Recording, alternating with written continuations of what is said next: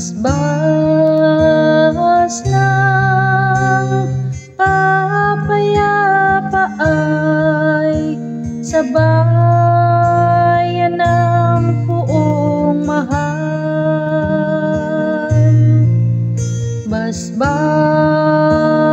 ng kapayapa ay sa bayan ng puong mahal.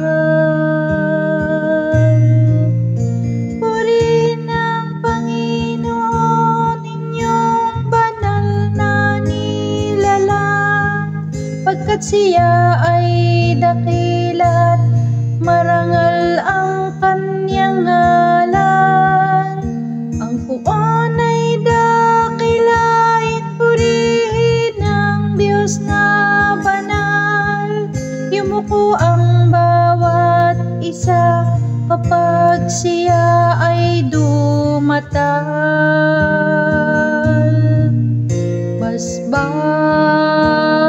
ng kapayapa ay sa bayan ng puong mahal. Sa gitna ng karagatan, tinig niya'y naririnig. Sa laut ng karagat ay hindi ito nalilingit. Pag nangusap ng puon, tinig niya'y ubod lakas.